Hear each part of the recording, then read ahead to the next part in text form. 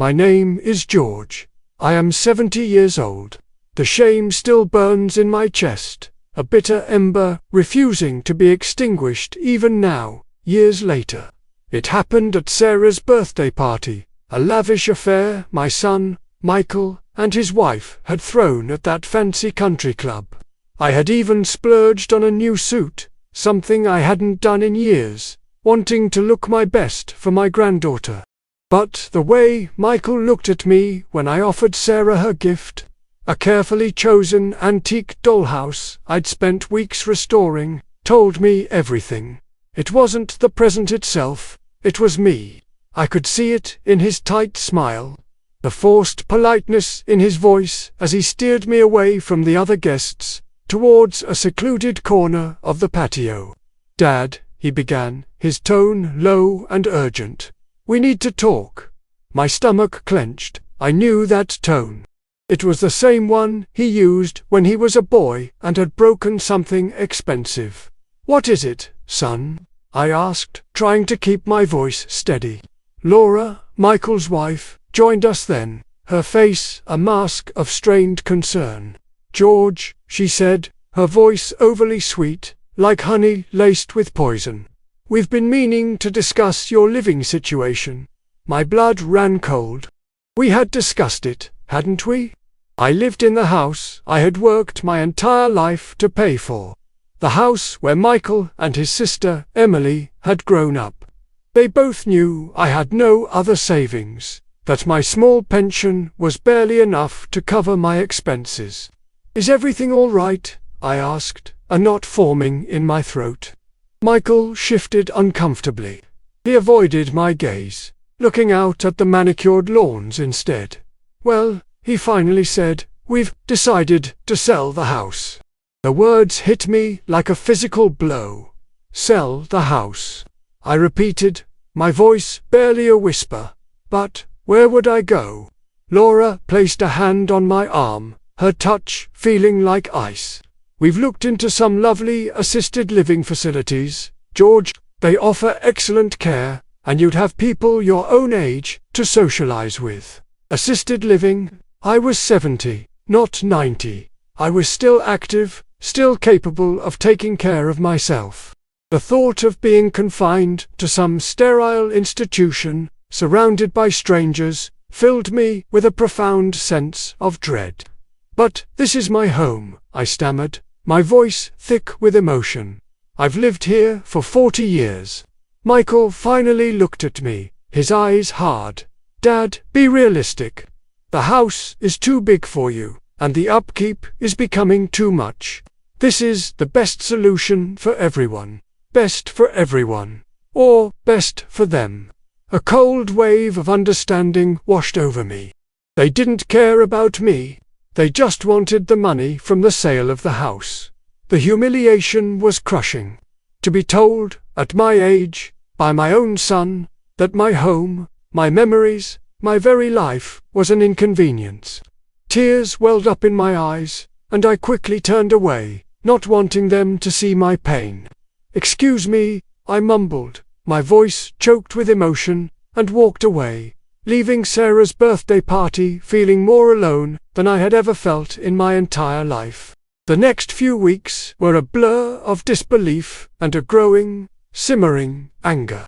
Michael and Laura became increasingly insistent, calling me daily with updates on potential buyers and open houses. They spoke as if it was a done deal, as if my feelings, my very existence, were irrelevant. Each phone call felt like another nail in the coffin of my life as I knew it. I spent my days wandering through the empty rooms of the house, touching the worn furniture, the faded photographs on the walls, each object a tangible link to my past. Two happy memories of raising my children, of my late wife, Catherine. How could they so casually dismiss all of this? Didn't they remember anything? The late nights spent nursing them when they were sick, the scraped knees and bedtime stories, the Christmas mornings filled with laughter. It seemed not. To them, this house was just an asset to be liquidated, and I was just an old man in the way. One afternoon, Michael came over with the paperwork for the sale. Laura waited in the car, presumably too impatient or too uncomfortable to face me directly. He sat across from me at the kitchen table, the contract spread out between us like a battleground. His tone was brisk, businesslike. "Just need your signature here, Dad," he said, pointing to a dotted line. I looked at the document, the legal jargon swimming before my eyes. This was it. This was the moment I would sign away my home, my security, my independence. A wave of despair washed over me, but beneath it, a tiny spark of defiance flickered. "I'm not signing anything today, Michael," I said, my voice surprisingly steady. He looked up, a flicker of annoyance crossing his face. "Dad, we've been over this. It's all arranged. The buyers are eager to close." "I don't care how eager they are," I retorted, my voice gaining strength. "This is my house, and I'm not ready to leave." Michael sighed heavily, running a hand through his hair. "Dad, please don't make this difficult. We're doing this for your own good." "No, you're not," I said, my gaze locking with his. "You're doing this for your own good. You want the money." The accusation hung in the air between us, heavy and undeniable. Michael's face flushed. "That's not fair, Dad." "Isn't it?" I challenged. "Have you once asked me how I feel about all of this? Have you considered what this will do to me?" He avoided my eyes again. "We'll still see you, Dad. We'll visit you at the facility." "Visit me," I scoffed. "Is that supposed to make up for taking away my home?" The argument escalated, voices rising, old resentments bubbling to the surface. Michael accused me of being stubborn and unreasonable, while I accused him of being greedy and heartless. Finally, he stood up, his face tight with anger. "Fine, Dad. Have it your way. But don't come crying to us when you can't manage on your own anymore." He stormed out of the house, slamming the door behind him, leaving me sitting alone at the kitchen table. The unsigned contract, a stark reminder of the chasm that had opened up between me and my son. As the silence descended, a new feeling began to emerge, replacing the despair and anger. It was a cold, hard resolve. They wanted to play dirty. Fine, I could play dirty too. They thought they could just steamroll over me. They were in for a rude awakening. I might be an old man, but I wasn't beaten yet. I would find a way to fight back, to protect what was rightfully mine. And they would regret the day they tried to take it away from me. The day after Michael's angry departure, I knew I couldn't just sit around and wallow in self-pity. I had to act, and quickly. They were clearly determined to push this sale through, and I had to find a way to stop them. My mind raced, trying to think of any legal recourse I might have. I wasn't a lawyer. I didn't know anything about real estate law. But I knew I needed help. My first thought was Emily. Surely, my daughter would understand. Surely, she wouldn't stand for this. I picked up the phone and called her. Her initial reaction was one of shock and disbelief. "They're doing what, Dad?" she exclaimed. "Selling your house, without even asking you." Her anger was a small comfort, a sign that not everyone in my family had completely lost their humanity. However, as we talked further, her tone shifted. "Dad," she said hesitantly, "Michael and Laura explained that the market is really good right now, and they're worried about you being alone in such a big house. They said they were doing it because they care." I could hear Laura's manipulative words echoing in Emily's voice. They had gotten to her, too. "Emily, they don't care about me," I said, my voice strained. "They just want the money. This is my home. It's all I have left of your mother." There was a long silence on the other end of the line. I don't know what to say, Dad," Emily finally said. "Michael seems pretty set on this." That was it. My own daughter, swayed by her brother and his wife, wasn't going to help me. I felt a fresh wave of despair wash over me, this time tinged with a profound sense of loneliness. If my own children wouldn't stand by me, who would?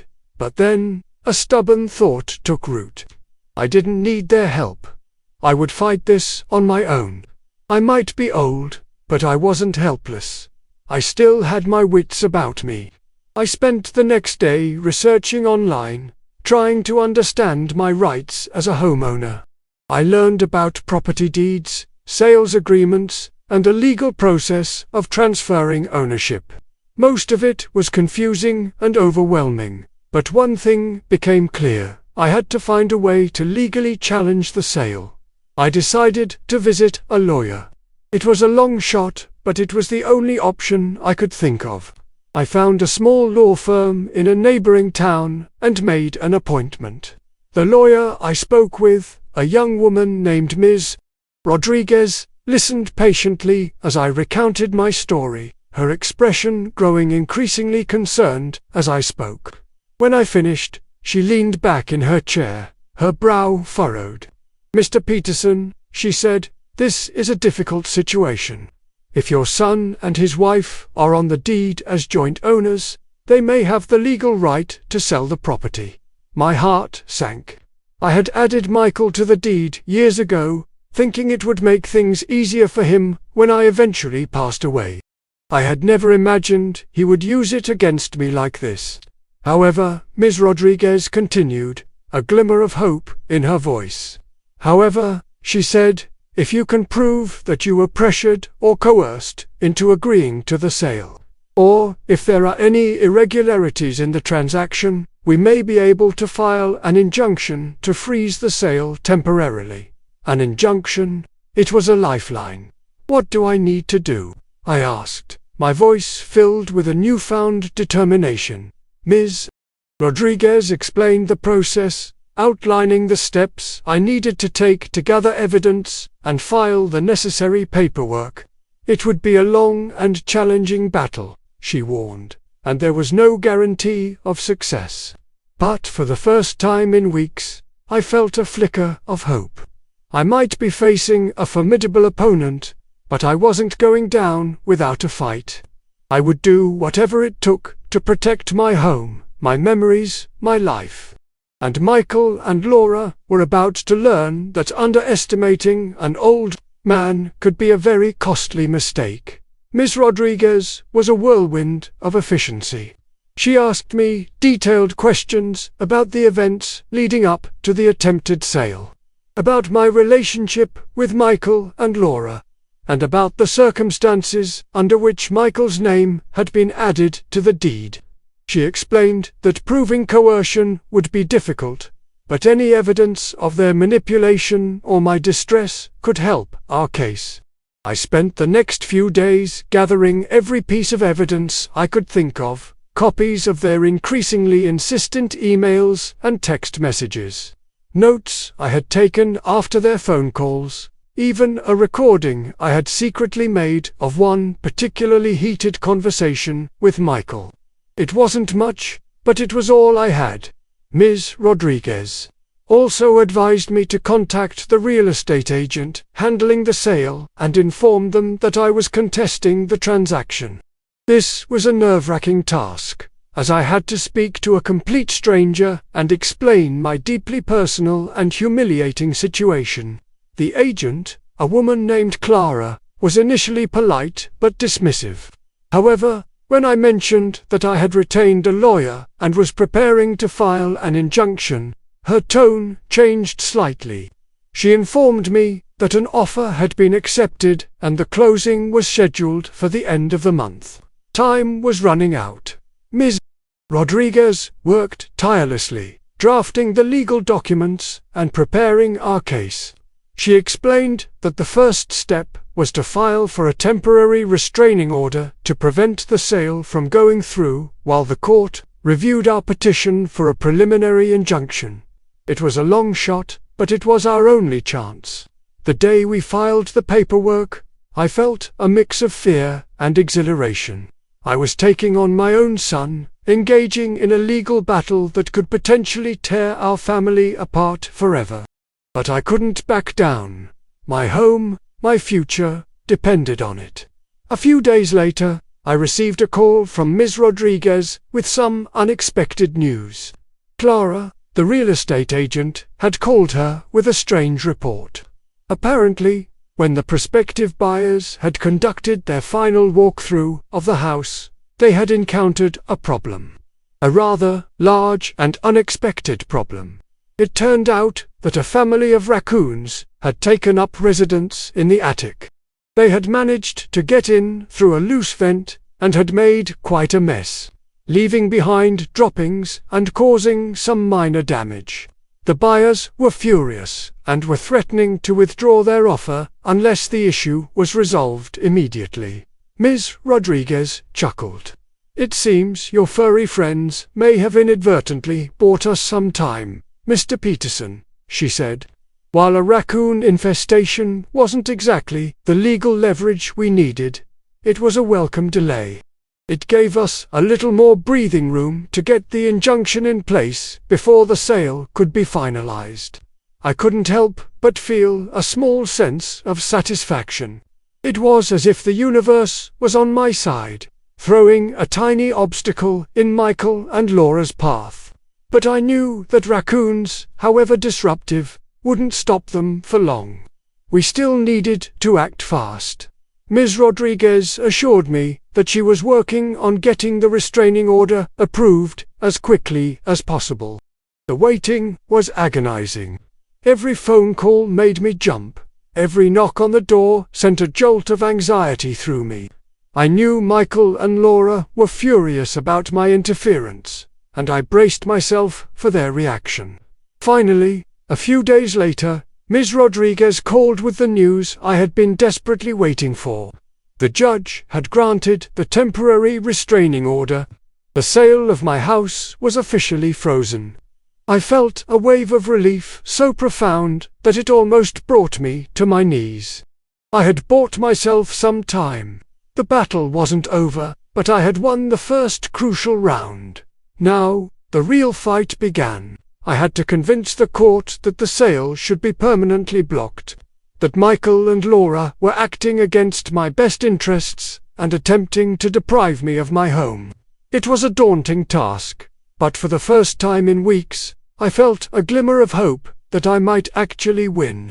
And I knew, with a certainty that surprised even myself, that I would do whatever it took to protect the only place I had left in the world that truly felt like home.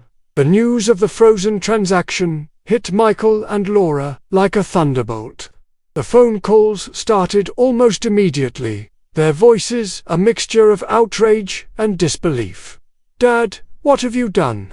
Michael's voice boomed through the receiver, laced with fury. "Do you have any idea what you've done?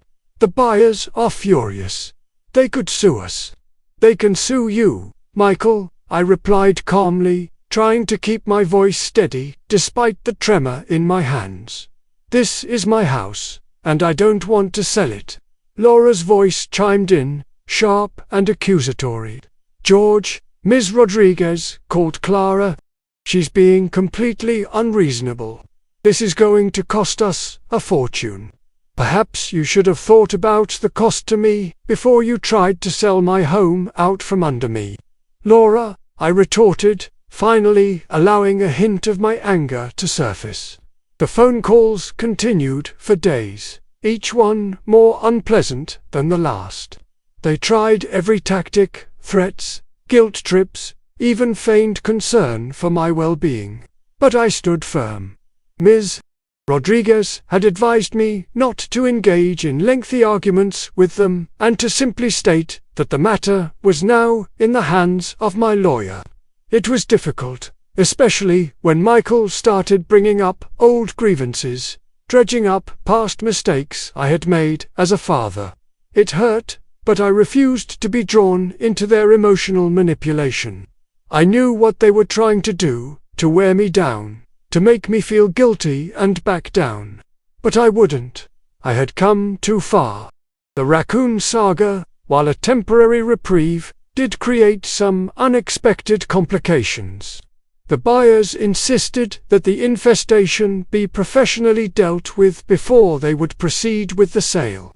Michael and Laura, now in a bind with the transaction frozen, were forced to pay for the extermination and repairs themselves. I must admit there was a small part of me that enjoyed their predicament. It felt like a tiny taste of the frustration and helplessness I had been feeling for weeks. Ms. Rodriguez was busy preparing our case for the preliminary injunction hearing. She explained that we needed to demonstrate to the judge that there was a valid legal basis for blocking the sale, and that I would suffer irreparable harm if it were allowed to go through. We gathered financial records showing my limited income and lack of alternative housing options. We also focused on the emotional distress I had suffered as a result of their actions. Ms. Rodriguez suggested that I write a personal statement for the judge, outlining my feelings and explaining why this house was so important to me. It was a difficult task, pouring out my emotions onto paper, reliving the pain and betrayal. But it was also cathartic. I wrote about Catherine, about the memories we had made in this house, about the sense of security and belonging it provided me. I wrote about the shock and hurt of learning that my own son and his wife would so casually disregard my feelings and try to take away the only home I had left. The hearing was scheduled for the following week. I was terrified. The thought of standing in a courtroom, facing a judge, and potentially Michael and Laura, filled me with anxiety. But Ms. Rodriguez was reassuring. She explained the process and prepared me for the questions I might be asked. She was confident that we had a strong case. On the day of the hearing, I dressed in my best suit, the same one I had worn to Sarah's disastrous birthday party. As I sat in the courtroom, waiting for our case to be called, I saw Michael and Laura enter. They looked tense and angry, avoiding my gaze. Their presence was a stark reminder of the family rift that had formed. When our case was finally called, Ms. Rodriguez presented our arguments clearly and persuasively.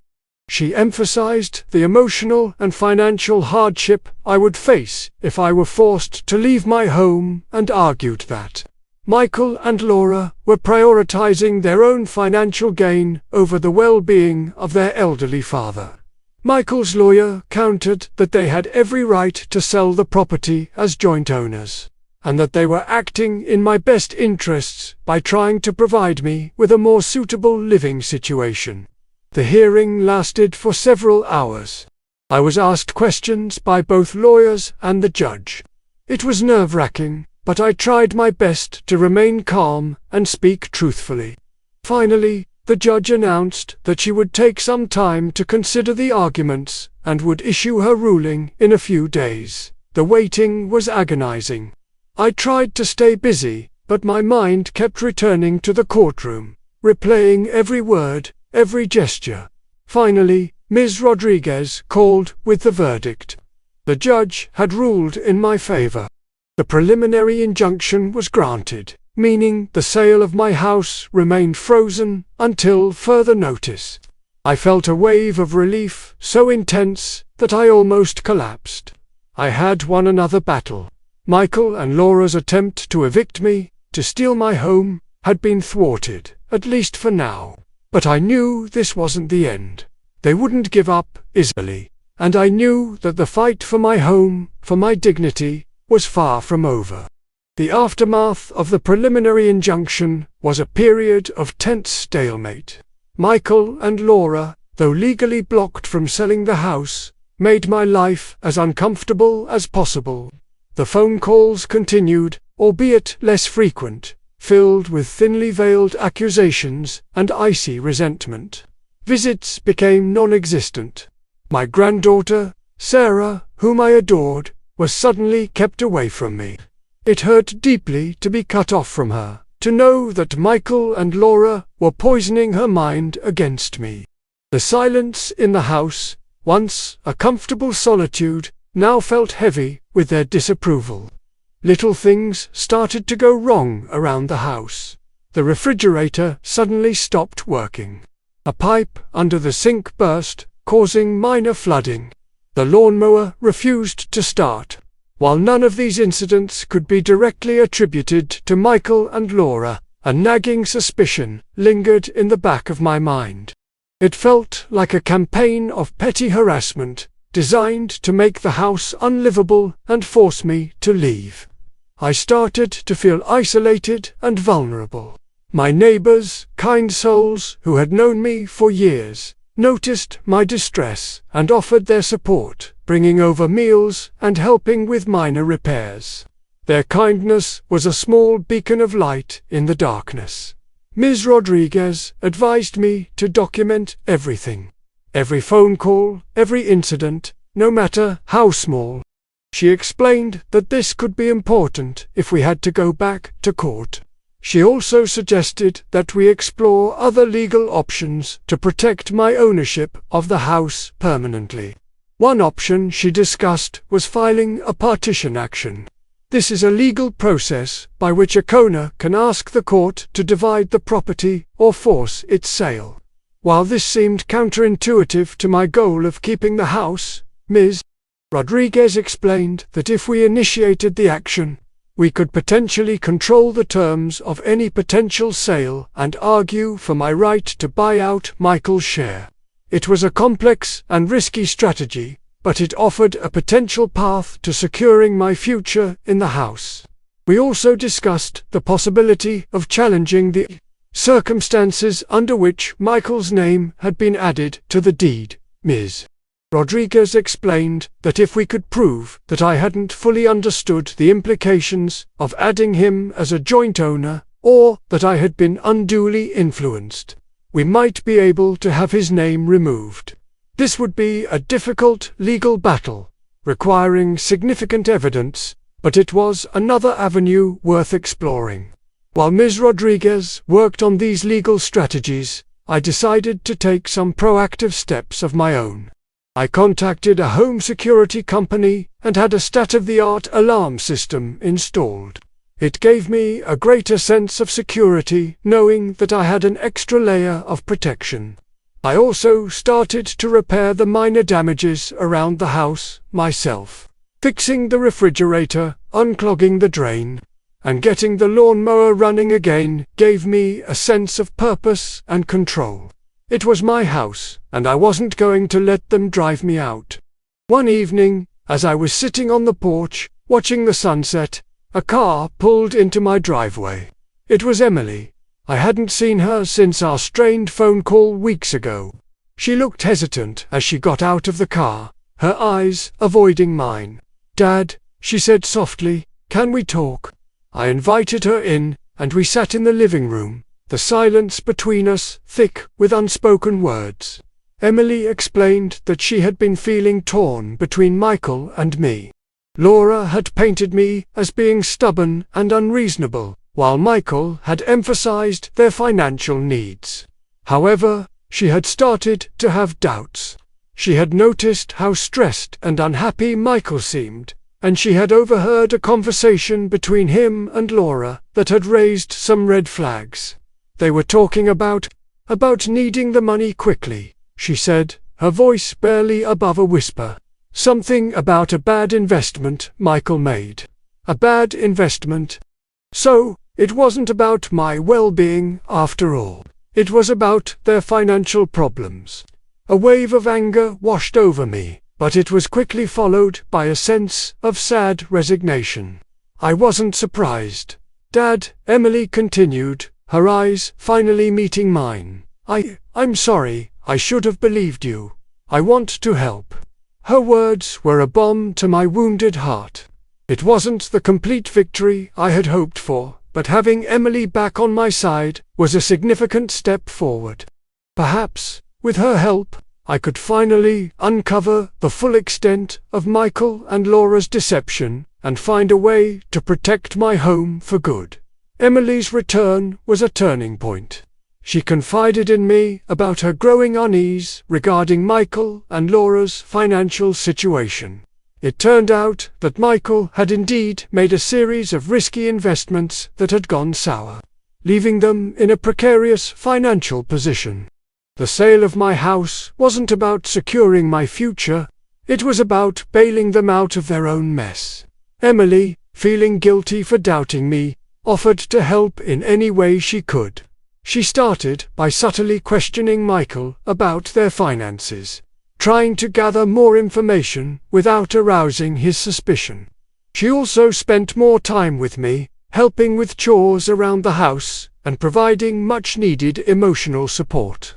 Her presence was a comfort, a reminder that I wasn't entirely alone in this fight. Ms. Rodriguez, armed with this new information about Michael's financial troubles, saw an opportunity. She suggested that we focus on the motive behind the attempted sale, arguing that it was driven by their own financial desperation rather than any genuine concern for my well-being. This could strengthen our case for a permanent injunction. She also advised Emily to try and find any documentation related to Michael's investments or their financial dealings. It was a long shot, but any concrete evidence of their motives would be invaluable. Emily, using her close relationship with Michael and her access to their home, managed to discreetly gather some crucial documents. She found emails discussing their investment losses and panicked messages about needing to raise funds quickly. She even found a draft of a loan application where they had listed the estimated proceeds from the sale of my house as collateral. The evidence was damning. It clearly showed that their primary motivation for selling my house was their own financial gain. Ms. Rodriguez was elated. With this new evidence, she felt confident that we could win a permanent injunction. She immediately filed a motion with the court, presenting the documents and arguing that Michael and Laura had acted in bad faith and had attempted to defraud me of my property for their own benefit. The news of our strengthened legal position sent Michael and Laura into a frenzy. The phone calls resumed with renewed intensity, their voices now laced with desperation and anger. They accused Emily of betrayal and me of being vindictive. They threatened lawsuits and tried to guilt-trip Emily into retracting her support. But Emily stood firm. She had seen the truth, and she was no longer swayed by their manipulation. The court scheduled a new hearing to consider our motion for a permanent injunction. This time, the atmosphere in the courtroom was different. Ms. Rodriguez presented the evidence meticulously, painting a clear picture of Michael and Laura's deceitful actions. Michael's lawyer tried to argue that their financial troubles were irrelevant and that they still had the legal right to sell the property as joint owners. But the judge seemed unconvinced. After hearing all the arguments, she announced that she would issue her ruling within the week. The waiting was agonizing, but this time I felt a sense of quiet confidence. The evidence was strong, and Ms. Rodriguez had presented our case brilliantly.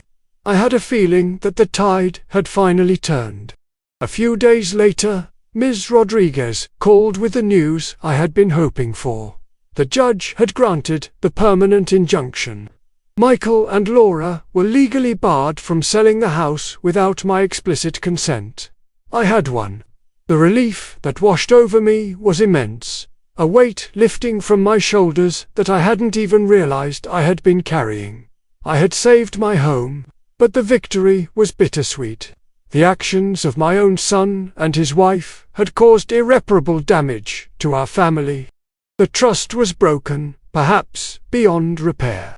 Emily and I celebrated quietly that evening, a sense of relief and a fragile hope for the future between us. But I knew that the emotional scars would take a long time to heal. And I also knew that Michael and Laura wouldn't give up easily. They would likely continue to make my life difficult in any way they could. But for now, I had won the most important battle. My home was safe. And I had learned a valuable lesson, that sometimes The people you trust the most are the ones who can hurt you the deepest. And that even in your darkest hour, you have to be willing to fight for what is rightfully yours. Life, after the permanent injunction, settled into an uneasy rhythm. Michael and Laura remained estranged, their anger and resentment palpable even through their infrequent and terse communications.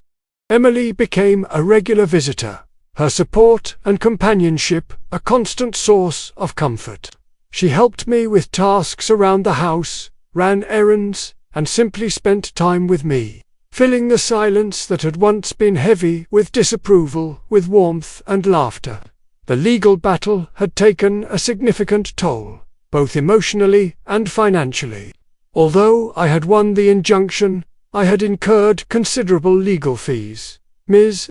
Rodriguez, understanding my situation, had been incredibly fair with her billing, but the expenses still mounted. I started to worry about my long-term financial security. My pension was modest, and the unexpected costs had depleted my small savings. One afternoon, while Emily was visiting, she brought up the topic of the house deed. "Dad," she said hesitantly, "have you thought about what you want to do about Michael being on the deed?" It was a question I had been avoiding. The thought of further legal battles was exhausting, but I knew that leaving Michael on the deed was a risk. He could potentially try to force a sale again in the future, or his creditors could come after his share of the property. Ms. Rodriguez had suggested a quiet title action, a legal proceeding to establish clear ownership of the property. It would involve going back to court to argue that Michael's name should be removed from the deed, based on the circumstances under which it was added and his subsequent actions.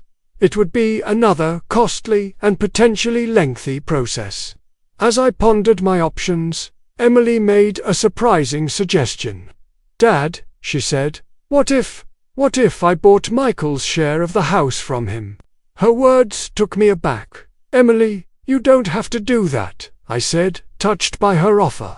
"I know," she replied, "but I want to. I have some savings, and I could take out a small mortgage. It would get Michael off the deed, and you wouldn't have to worry about him anymore. Plus," she added with a smile, "I've always loved this house." Her offer was incredibly generous, and it addressed all my concerns. It would remove Michael from the deed, provide me with some much-needed financial relief, and ensure that the house stayed in the family with someone I trusted. After careful consideration and a long discussion with Emily and Ms. Rodriguez, we decided to proceed with her plan. Contacting Michael was unpleasant, but the prospect of getting a lump sum of cash for his share of a house he couldn't sell proved to be a powerful motivator. After some tense negotiations, we reached an agreement. Emily would buy his share of the house at a fair market value, and he would sign over his portion of the deed. The closing took place a few weeks later. It was a quiet affair, just Emily, me, and the lawyers. As Michael signed the papers, his face was a mask of resentment, but I felt a sense of closure. The legal ties that had bound him to my home, and that he had tried to exploit, were finally severed. With Emily now a Kona, I felt a renewed sense of security. We agreed that I would continue to live in the house for as long as I wanted, and we would share the responsibilities of its upkeep. Her presence brought a new sense of life and joy back into the old house. We spent evenings on the porch, sharing stories and memories. She even started a small garden in the backyard, filling it with colorful flowers that reminded me of Catherine. Life wasn't perfect. The rift with Michael and Laura remained, and I missed Sarah terribly. But I had my home, and I had Emily, and that was more than I had dared to hope for just a few months prior. As the seasons changed and the flowers in Emily's garden bloomed, I started to think about the future. I wanted to ensure that the house would be taken care of after I was gone. and I wanted to leave something for Emily as a token of my gratitude and love. I decided to update my will, leaving my share of the house to Emily. It was a way of securing her future and ensuring that the house, filled with so many memories, would remain in the hands of someone who truly cherished it. The ordeal had been a painful one, but it had also brought unexpected blessings. It had revealed the true character of my children and had strengthened the bond between Emily and me. And it had taught me that even in the face of betrayal and injustice, there is always hope, and that sometimes the greatest victories are the ones you have to fight the hardest for. Years passed. The initial bitterness and anger towards Michael and Laura slowly faded, replaced by a quiet sadness. Emily remained my steadfast companion, our bond deepening with each passing year. She never pressured me to talk about Michael and Laura, but she was always there to listen when I needed to share my feelings. We created new memories in the old house, filling it with laughter and warmth. Emily's garden flourished, a vibrant tapestry of colors that attracted birds and butterflies. We spent countless hours tending to it, sharing stories and enjoying the simple pleasure of being together. Sarah, my granddaughter, eventually found her way back into my life. As she grew older, she began to question her parents' narrative about the falling out. Emily, with gentle honesty, shared her perspective, and Sarah, a bright and compassionate young woman, started to understand the complexities of the situation. Our reunions were tentative at first, filled with a mixture of awkwardness and joy. But over time, our relationship began to heal. Sarah would visit me regularly, sharing stories about her school, her friends, and her dreams for the future. Her presence brought a renewed sense of purpose to my life. Michael and Laura, however, remained distant.